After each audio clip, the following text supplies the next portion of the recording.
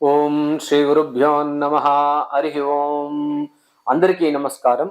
మనము విశ్వావసు నామ సంవత్సర ఫలితాలను కూడా ఆల్రెడీ తెలియజేశాము.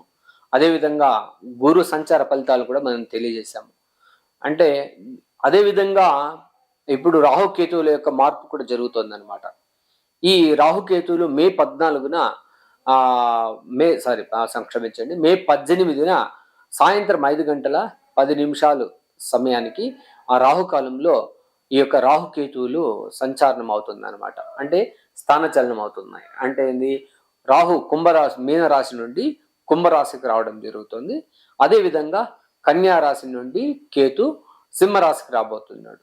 వీటి యొక్క ఫలితాలు ఎలా ఉంటుంది? చాలా మందికి అపోహలు, చాలా మందికి భయాలు, చాలా మందికి ఏదేదో ఉంటుందన్నమాట విషయాల్లో.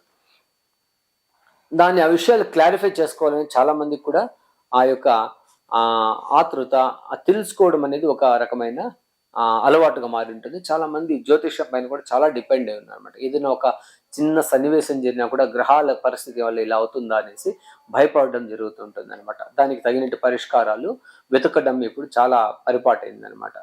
అదేవిధంగా ఈ రాహుకేతువులు అంటే మనం దాన్ని ఛాయాగ్రహాలు అంటాం అనమాట. దానికి ఒక షేప్ అనేది ఉండదు అనమాట. దానికి ఎటువంటి ఆకారం ఉండదు అనమాట. దాన్ని ఛాయాగ్రహాలు అనమాట. అది ఎప్పుడు ఏం చేస్తుందో అది అర్థం కాదనమాట. అదేవిధంగా మంచి ఫలితాలు వస్తుంది అనుకున్నాము, ఈ రాహుకేతువుల మార్పుల వల్ల చెడు ఫలితాలు స్టార్ట్ అవుతుంది అనమాట. అదేవిధంగా చాలా చెడు ఫలితాలు ఉన్న సమయంలో ఈ రాహుకేతువుల స్థానచలనం వల్ల మంచి ఫలితాలు కూడా వస్తుందన్నమాట. ఇది ఎలా ఉంటుందంటే, బాగున్నది చెడగొడుతుంది, చెడిపోయిన వాటిని సరిచేస్తుంది అనమాట. ఈ యొక్క ఛాయాగ్రహాల యొక్క పని అదనమాట. చాలా సింపుల్ గా అర్థం చేసుకోండి. భయపడాల్సిన పని ఏమి ఉండదు అనమాట. ప్రతి ఒక్క దానికి కూడా ఈ భూమి పైన మన యొక్క ఋషిమునులు మనకన్నిటి కూడా కొన్ని పరిహారాలు అన్నీ ఇచ్చాడనమాట. ఒక రాశికి బాగుంది అంటే డెఫినెట్ గా 12 రాశుల్లో కొంతమందికి బాగుంటుంది, కొంతమందికి బాగలేకపోవచ్చు అనమాట.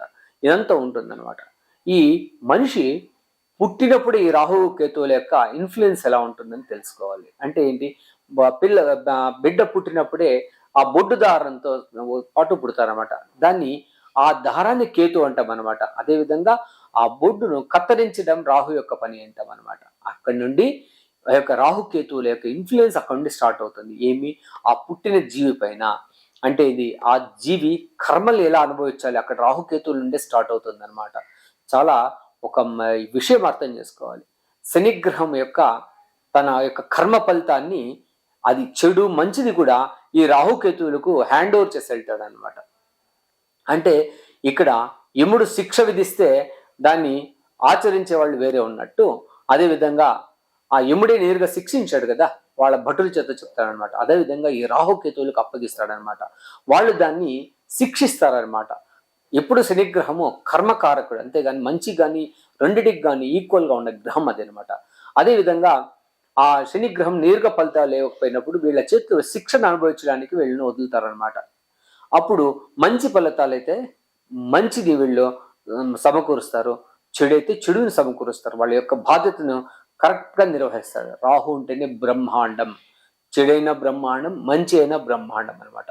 కేతు అంటే జ్ఞానకారక గ్రహం అంటాం అనమాట. ఈ గోచారంలో ఈ కేతు యొక్క పని ఏంటంటే, అమోక్షకారక గ్రహము కొన్ని మంచి చేసినప్పుడు అదేవిధంగా ఆ ఫలితాలను కత్తరిస్తూ వస్తుంది అనమాట. అది అంటే ఏవైనా తీసుకోవచ్చు. ఒక మనిషి ప్రాణం పోయిందంటే కూడా రాహు మింగడం, కేతు కట్ చేయడం జరుగుతుంది అనమాట. దాన్ని ఆ మరణ దీంతో సంబంధాల విషయాల్లో వీళ్ళ యొక్క కలయికను చూస్తూ అది నాడీ జ్యోతిషంలో చాలా బాగా ఉంటుంది అనమాట. అది చెప్పడానికి అది బ్రహ్మాండంగా ఉంటుంది అనమాట. అది నీట్గా చెప్పచ్చు. అది ఏదైనా ఉన్నప్పుడు మనిషి పుట్టుక నుంచి చావు వరకు ఎలా జరగబోతుంది, రాహుకేతుల ఇన్ఫ్లుయెన్స్ ఎలా ఉంటుంది అనేసి చెప్పచ్చు అనమాట. దీంతో ఈ రాహు ప్రతి దేవుడికి కూడా తప్పలేదు, అర్థం చేసుకోండి. ఆ దేవుడికి కూడా తప్పలేదు. ఏంది, సాయి గ్రహణాల నుండి తప్పించుకోలేకపోయినారు దేవుళ్ళు కూడా. అంటే ఆ గ్రహణాల రోజున కూడా మనం ఏం చేస్తామంటే ఆ యొక్క జపాలు తపాలు చేయడం. దానికి మనం ఋషిములు కూడా ఆ గ్రహానికి మీరు ఇంత జపం చేస్తే దానికి 10 రెట్లు ఫలం వస్తుంది అనమాట. ప్రతి ఒక్కరు కూడా ఆ యొక్క ఫలితాన్ని ఆస్వాదించడానికి కూడా పూజలు పునస్కారాలు చేయడం, లేదంటే ఆ టైంలో జపం చేయడం, కొన్ని విశిష్టమైన పూజలు చేయడం, ఇవంతా కూడా కార్యాలు జరుగుతుంటుంది అనమాట. ఇది ఆ గ్రహణాలు పట్టినప్పుడు కూడా ఈ రాహుకేతువుల యొక్క ఇన్ఫ్లుయెన్స్ను దాన్ని తగ్గించడానికి ఆ గ్రహాన్ని కొద్దిగా మనం సపోర్ట్ చేయాలన్నమాట. ఎవరైనా వీక్గా ఉన్నప్పుడు మనం సపోర్ట్ చేస్తాం కదా, ఫైనాన్షియల్ సపోర్ట్, లేదంటే ఆకలితో వచ్చినానికి వాడికి అన్నం పెట్టడం అంతా కూడా చేస్తూ ఉంటాం. ఇది ఇట్లనే ఆ టైంలో మనం జపం చేయడం కూడా ఇలాంటివి జరుగుతూ ఉంటుంది అనమాట. ఇంకా రాహుకేతువులు మనం చాలా ఇంపార్టెంట్ తెలుసుకుంది అంటే, ప్రతి ఒక్క దేవుడికి కూడా ఏదో ఒక రూపంలో ఆ కంఠభూషణంగాను, లేదంటే నడుముకు వడ్డానంలాగాను, లేదంటే తన యొక్క శరీరం పైన ఆ యొక్క దేవుడు ఆ దేవుడి యొక్క ఆ భూషణంగా మారి ఉంటుంది అనమాట. అదేవిధంగా నాగుల దేవతలు, పడగెత్తి నిలబడుకున్నటువంటి దేవుడు అనంత పద్మనాభ స్వామి చూస్తాము, విష్ణుమూర్తిని చూస్తాము, ఆ యొక్క ఆదిశేషుని దీనిపైన పడుకోవడం అంతా కూడా చూసామంట. అంటే సర్పానికి చాలా మనం ఇంపార్టెన్స్ ఇవ్వాల్సి వస్తుంది అనమాట. ఇక్కడ మీ యొక్క దోషాలు నివృత్తి చేసుకోవడానికి కూడా చాలా పరిహారాలు ఉన్నాయన్నమాట. నార్మల్గా రాహుకేతువులకు ఉగ్రదేవతల ఆరాధన చేయడం చాలా మంచిది అనమాట. అప్పుడు వీళ్ళ యొక్క ఆ తాకిడి తగ్గుతుంది, కొద్ది ఉపశమనం తగ్గుతుంది అనమాట. అదేవిధంగా మనం ఇప్పుడు ఎలా తెలియజేస్తున్నామంటే, ప్రతి రాశికి కూడా మనం తెలియజేస్తున్నాము. అదేవిధంగా ప్రతి లగ్నానికి, అంటే ఒక రాశిలో ఒకరు పుడితే లగ్నం వేరుగా ఉంటుంది అనమాట, వాళ్ళకి ఎలాంటి ఫలితాలు ఉన్నాయి, అదేవిధంగా రాశి వారికి ఎలాంటి ఫలితాలు ఉన్నాయి మనం తెలియజేసుకున్నాం అనమాట. ఈ రాహుకేతువుల ఇన్ఫ్లుయెన్స్ ను మనం ఎలా అర్థం చేసుకోవాలి, దానికి మనము ఇంట్రొడక్షన్ లాగా దీన్ని చేసామన్నమాట. శని కర్మ ఫలితాలు చెప్పాము. ప్రతి ఒక్కటి కూడా మానవాళికి సర్పాలతో సంబంధం చాలా ఉందన్నమాట. మనిషికి ఈ ఛాయాగ్రహాలు తొందర ఉన్నప్పుడు మనం ఏం చేయాలని కూడా మనం తెలియజేసాము. దానికి ప్రతి ఒక్క రాశికి కూడా మనం తెలియజేసుకున్నాం. దీన్ని ప్రతి ఒక్కరు దీన్ని చూసి స్కిప్ చేయకుండా చూడండి, వీడియోస్ మీకు బాగా అర్థమవుతుంది అనమాట. అది ఎలాంటి ఫలితాలు ఇవ్వబోతుంది, దానికి పరిహారాలు ఏంటిని కూడా మనం తెలియజేసేస్తాం అనమాట. ఆ ఫలితాలు చూసుకుని మీ యొక్క ఆ యొక్క దుష్ఫలితాల నుండి బయటపడి ఆ యొక్క మంచి ఫలితాలను మీరు ఎవరికైనా మీ రాశికి బాగుంటుందని ఆస్వాదించి ఇంకంత మంచి ఫలితాలను పొందడానికి మీరు ట్రై చేయొచ్చు. అదేవిధంగా ఎవరైనా జ్యోతిష్యం నేర్చుకోవాలనే తపన ఉంటే మమ్మల్ని కాంటాక్ట్ చేయొచ్చు. వాళ్లకు మేము జ్యోతిష్యం నేర్పడానికి రెడీగా ఉన్నాం. దానికి తగినటువంటి రుసుము ఉంది.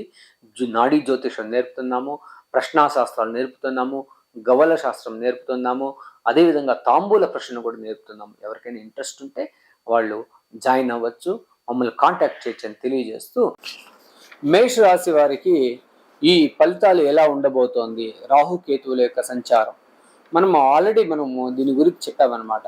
వీళ్లకు ఇన్ని రోజులు కూడా వ్యయంలో రాహు ఉన్నాడు, 6లో కేతు ఉన్నాడు అనమాట. వీళ్లకు చాలా మందికి కూడా నిద్రాభంగమైండే అవకాశం ఎక్కువ ఉంటుంది. చాలా మందికి నిద్ర లేని రాత్రులు, లేదంటే కూడా ఏదో ఒక పని ప్రెషర్ పైన కూడా నిద్ర లేకపోవడం ఇలాంటివి జరిగింటుంది అనమాట. వీళ్ళకు ఆరోగ్యం కూడా అంతంతే ఉంటుంది అనమాట. సహకరించదని మాత్రం చెప్పగలుగుతాం అనమాట. అదేవిధంగా ఇప్పుడు వీరికి 11లో రాహు ఉండడం, అదేవిధంగా 5లో కేతు ఉండడం వల్ల ఏం జరగబోతోంది, చాలా మంది ఇప్పుడు కొత్తగా డైట్ ప్లాన్ చేయడము, దాంతో అనుకూలంగా చేసుకోవడం జరుగుతుంది అనమాట. ఇంకా వీళ్ళు ఎక్సర్సైజ్లు, ట్రీట్మెంట్ తీసుకోవడం, సరైన ఆహార పద్ధతులను వాళ్ళు అనుసరించడం, ఇట్లాంటివి కూడా చాలా జరిగేదానికి అవకాశం అయితే ఉందన్నమాట. అదేవిధంగా ఇప్పుడు వీరు యొక్క ప్లాన్స్ కూడా చాలా సక్సెస్ అవుతుందని చెప్పచ్చు. వీళ్ళకు రాహుకేతువుల నుండి ఇబ్బంది నుండి బయటపడడానికి వీళ్ళు ఏం చేయాలంటే, వీళ్ళు ఎక్కువగా కుక్కే సుబ్రహ్మణ్య స్వామిని ఆరాధన చేయడం చాలా మంచిది అవుతుంది అనమాట. వీళ్ళ చేసే పనులు కూడా, ప్లాన్స్ అన్నీ కూడా సక్సెస్ అవుతుంది అనమాట. ఇప్పుడు ఏ పని చేయాలని కూడా ఆ సక్సెస్ కరెక్ట్గా ప్లాన్ చేసుకోవడం, సక్సెస్ అవ్వడము జరుగుతుంటుంది అనమాట. ఇన్ని రోజులు కూడా మిస్ అయినా కూడా ఇప్పుడైతే అది మిస్ అవ్వకుండా కూడా కరెక్ట్గా అది ఎగ్జిక్యూట్ అయ్యే అవకాశం అయితే కనబడుతోంది అనమాట. అదేవిధంగా వీళ్ళకు పెండింగ్ వర్క్స్ కూడా కంప్లీట్ అవుతుంది. ఏదైనా కూడా డాక్యుమెంట్ రిలేటెడ్ ఇష్యూస్ ఉంటే కూడా అది క్లియర్ అవ్వడానికి అవకాశం అయితే చాలా బాగుందన్నమాట. అదేవిధంగా వీళ్ళకు తల్లి యొక్క ఆరోగ్యంలో జాగ్రత్తగా ఉండాలి. ఇంకా ఏదైనా డాక్యుమెంట్స్ ఇలాంటి ఇష్యూస్ ఉన్నప్పుడు కూడా దాని నుండి క్లియర్ అవుతారన్నమాట. ఇప్పుడు మనం చెప్తున్నది వృషభ రాశికి. అదేవిధంగా లగ్నానికి కూడా ఎలా ఉండబోతోంది, లగ్నానికి వీళ్ళకు కంటికి సంబంధించిన సమస్యలు వచ్చే అవకాశం ఉంటుందన్నమాట. సరైన డాక్టర్ ట్రీట్మెంట్ తీసుకోవాల్సి వస్తుంది. అదేవిధంగా తర్వాత ఆరోగ్య విషయంలో కాస్త జాగ్రత్తగా ఉండాలి. మీ యొక్క ఖర్చులు కూడా అతిగా ఉంటుంది. మీ యొక్క వర్క్ కూడా ఎట్లా ఉంటుంది, మీ యొక్క పనులు కూడా చాలా ఎక్కువగా ఉండడం, అలసట ఎక్కువ రావడం, ఇలాంటివి జరుగుతూ ఉంటుందన్నమాట. మీరు ఇంకా మీ పిల్లల ఎడ్యుకేషన్లో కూడా వృషభ రాశి, మేషరాశి వారు, మేష లగ్నాల వాళ్ళు కూడా ఈ పిల్లల యొక్క ఎడ్యుకేషన్ బాగుంటుంది. వాళ్ళ యొక్క ఎడ్యుకేషన్లో కూడా ఇంకా మీరు ఇంకా జాగ్రత్త తీసుకోవాలి. వాళ్ళకి ఇంకా మీరు ట్యూషన్స్ పెట్టడం, అడిషనల్ కోర్సెస్ వాళ్ళకు ట్రైనింగ్ ఇవ్వడం కూడా, సమ్మర్ క్యాంపెయిన్స్ అంటాం కదా, ఇట్లాంటి వీటిలో కూడా పెట్టడం, వాళ్ళని దాన్ని ఎడ్యుకేట్ చేయడం కూడా చాలా అనుకూలంగా ఉంటుంది. అదేవిధంగా మీకు ఇప్పుడు ఇన్ని రోజులు లేని కులదైవం పైన కూడా మీకు ఎక్కువ ఆరాధన చేయడం, కులదైవాన్ని ఎక్కువగా మీరు స్మరించడం జరుగుతుంది. ఆ కులదైవాన్ని ఆరాధించడం వల్ల కూడా మీకు చాలా మంచిది కూడా జరగబోతోంది. అదేవిధంగా మీకు ఈ రాహుకేతువుల యొక్క ఈ మా యొక్క ఫలితాలను, అంటే దుష్ఫలితాలను తప్పించుకోవడానికి కూడా మీరు ఏం చేయాలంటే, ఆ కుక్కే సుబ్రహ్మణ్య స్వామిని, ఆ కర్ణాటకలో ఉన్నటువంటి కుక్కే సుబ్రహ్మణ్య ఆలయాన్ని దర్శించడం, అక్కడ అర్చనలు చేసుకోవడం, అక్కడ చాలా విశేష పూజలు జరుగుతుంది అనమాట. దాంతో పార్టిసిపేట్ చేయడం, ఇది కూడా మీకు చాలా మంచిది అవుతుంది. సంతానానికి ఎటువంటి ఇబ్బంది లేదు. సంతాన వృద్ధి అయితే బాగుంది. పిల్లలు కూడా చాలా జ్ఞానంతో, చాలా బుద్ధివంతంగా కూడా పెరగడం జరుగుతుంది. మీ ఇంట్లో కొన్ని శుభకార్యాలు జరగడానికి కూడా అవకాశాలు ఎక్కువ ఉంది. అదేవిధంగా భార్యాభర్తలు ఎవరికైనా సమస్యలు ఉంటే తీరుతుంది. అదేవిధంగా డైవర్స్ కావాల్సిన వాళ్ళు ఎవరైనా ఎదురు చూస్తుంటే ఆ డైవర్స్ కూడా అయిపోయే అవకాశం అయితే చాలా ఎక్కువగా కనబడుతుందని చెప్పచ్చు. అదేవిధంగా ఎక్కువ మీరు తీర్థయాత్రలు చేయడం జరుగుతుంది. అదేవిధంగా తీర్థయాత్రలు చాలా సుదూరమైన ప్రాంతాలు, అంటే ఇది కాశీ, ప్రయాగ, ఈ బద్రీనాథ్, ఇట్లాంటివంటి తీర్థక్షేత్రాలకు వెళ్ళడం జరుగుతుంటుంది అనమాట. అదేవిధంగా మీకు డాక్యుమెంట్ రిలేటెడ్ ఇష్యూస్ కూడా క్లియర్ అవ్వబోతుందని చెప్పచ్చు. అదేవిధంగా పిల్లలు కూడా అనుకూలంగా ఉందని మాత్రం చెప్పచ్చు.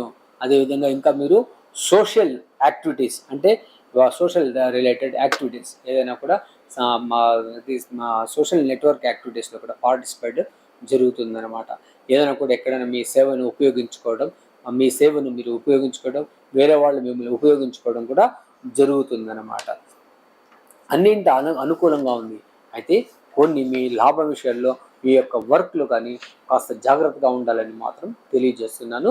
మీకు అలా చేయడం వల్ల మీకు ఈ యొక్క సర్పదోషాల నుండి, ఈ రాహుకేతువుల యొక్క దోషాల నుండి మీరు బయటపడబోతున్నారన్నమాట. అదేవిధంగా ఈ 1.5 సంవత్సరం కూడా మీ యొక్క ఆరోగ్యంలో మీరు కాస్త కేర్ఫుల్గా ఉండాలి. అదేవిధంగా కేతు ఎక్కువ సహాయం చేయడానికి వెళ్ళొద్దండి. సహాయం చేయడం వల్ల ఇబ్బంది పాలవుతారని మాత్రం తెలియజేస్తున్నాను అనమాట.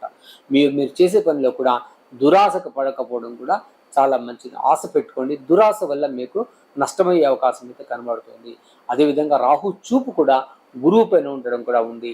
అంటే వస్తే ఇన్కమ్ ఎక్కువగా రావచ్చే అవకాశం ఉంటుంది. అదేవిధంగా మీ ఆశలు కూడా చాలా ఎక్కువగా మిమ్మల్ని అప్పక నడిపే విధంగా ఉంటుంది.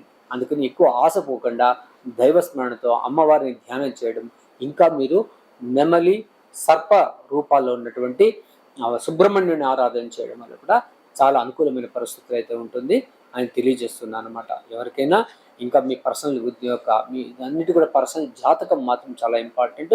మీ యొక్క వ్యక్తిగత జాతకాలపైన ఎటువంటి ప్రభావం ఉందని తెలుసుకుని దానిపైన మీరు మా యొక్క జాతకాన్ని తెలుసుకోవడం, మీ యొక్క పరిహారాలు ఏం చేయడాన్ని తెలుసుకోవచ్చు అని తెలియజేస్తున్నాను. అదేవిధంగా ఎవరికైనా జ్యోతిష్యం నేర్చుకోవాలనిపిస్తే మమ్మల్ని కాంటాక్ట్ చేయొచ్చు.